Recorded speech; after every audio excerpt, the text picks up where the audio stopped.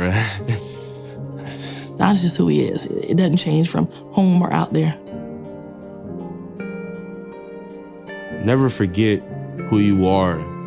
Always remember who helped you and the community that supported you.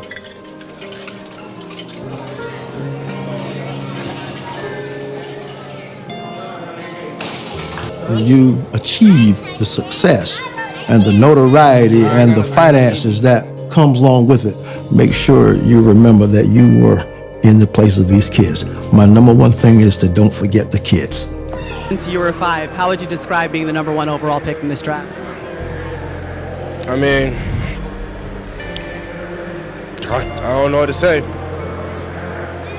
I didn't think I'd be in this position.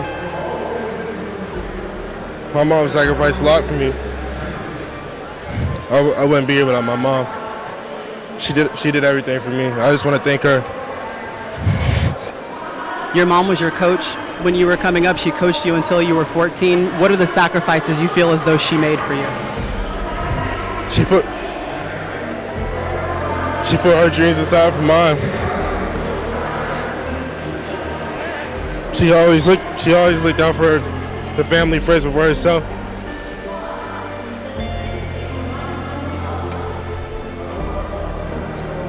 Mom, we can see that Zion visibly emotional, as are you. What are you feeling right now in this moment? He's worked since 5 for this moment. And when you know it's coming, but you just can't really, you just gotta wait for it to happen, and to watch his hard work pay off, and to watch this, we're so happy for him. We're so happy. Mom, what have you seen from your son over the course of this entire process? I've seen somebody who believed in the process, who put in the work, and who put those naysayers aside and just continue to do what we ask and continue to believe in the process. And because of that, we're here today. And Zion, I know you said you didn't believe that you would be here in this moment. When did that belief change? Was it shaking the commissioner's hand and officially being the pick? Yeah. I don't even seem real that I just shook his hand. I dreamed about this since I was 4. And for it to actually happen, I just thank God for it. Now the city of New Orleans is so happy to welcome you to the family. I mean, they've been throwing a party basically all day. Is there anything that you'd like to say to your new team and family in New Orleans? Let's dance. Let's dance. Patience and wisdom of a 20-year-old with that kind of ability and hype to play the kind of game he did. Preach, Max. Not just that he's a willing passer.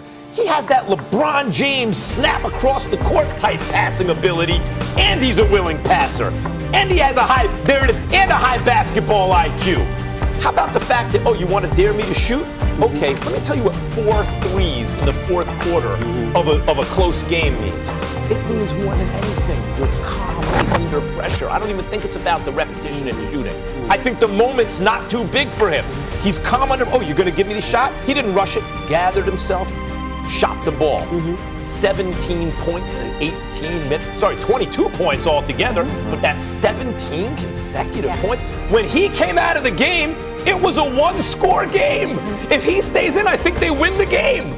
That was an awesome debut by Zion.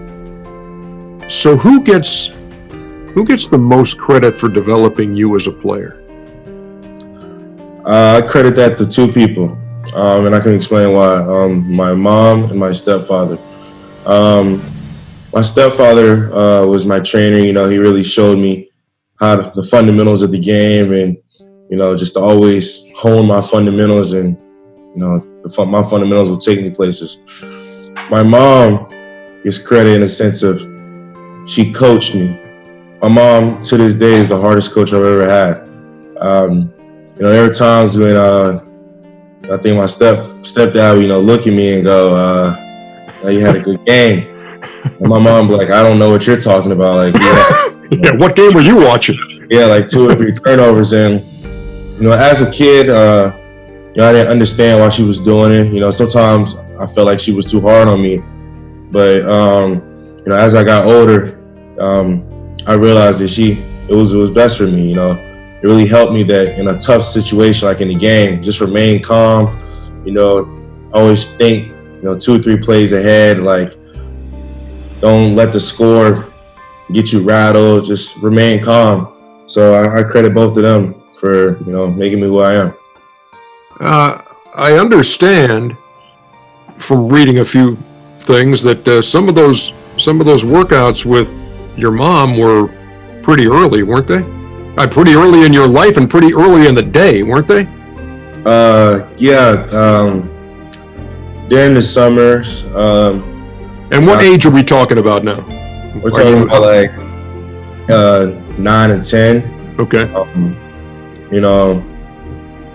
My stepfather and my mom would just say, if you want to be one of the greatest, you gotta work when nobody's working. So I'd get up at 5:30 and head to this outdoor court called McLeod Park, and I'd work out there. And people, I know it sounds like super early, but once you do it for 3 days straight, getting up at 5:30, it's not really hard at all. It's just kind of routine at that point. And my stepfather would always tell me things like, like Mike did this, Magic, Bird, all the greats you were trying to, be like, they've all done this in their own way. So you have to figure out a way and work harder than anybody if you want to be one of the greatest. Remember the first time you dunked? Hamster. What NBA player has most influenced your game? I'm gonna say with Jordan, with his way of how he had an assassin-like mentality on offense and defense. Okay. Favorite TV show? A Different World. Okay. What's something about you that would surprise the fans that they don't know? I knew you could sing. There you go. Sing something for us. No. Gosh, I'm good at Connect 4 if you guys didn't know that. Want smoke. Just want it. Okay. It's a talent. Describe how it felt hearing your name on draft night in one word. Surreal. It was very surreal. Favorite musical artist of all time? Jay-Z. For me, no more road tripping. I'll come in for practice. I'll probably get in like an hour early, get stretched, activated. Then I'll go do player development where I'm going. And then we'll go watch like film like 70% of the time unless we have like a day off between the game.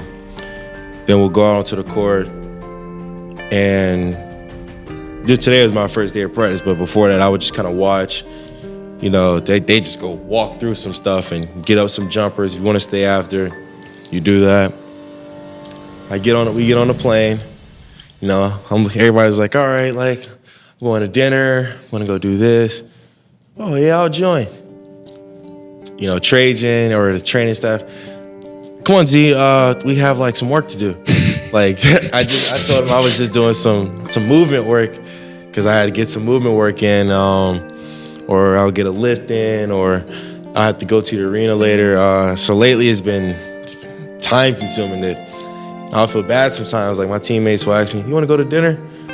I want to go, but I'm not going to say yeah because I might get off the plane and somebody might say, Z, we got to go do this. Well, that's also, to your point, that's the difference between pros and when you're at this level, it's like you got to do what the boss says. It's like, we're doing this, you got to go do it.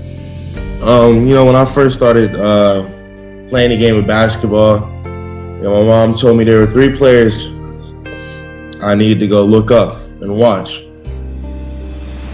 Magic Johnson, Larry Bird, and Michael Jordan. I think I started with Magic and Bird. I was looking at those 2. I forgot the order in which I started with them, but started watching them.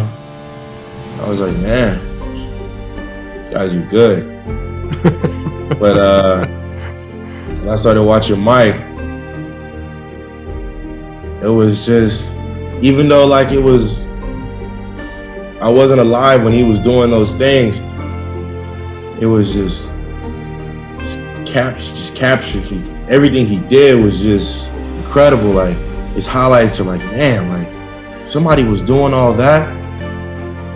And the way he flew through the air and dunked on pretty much anybody, his mid-range shot, his playmaking, his defensive ability, everything he brought to the table. And the one thing he said that really stands out to me is, You know, he plays like somebody's watching him for the first time, and he doesn't want to disappoint. And you never get a second chance to make a first impression to him. So, you know, for him to have that mindset and to actually play with that mindset throughout his career, you know, it just said a lot about him.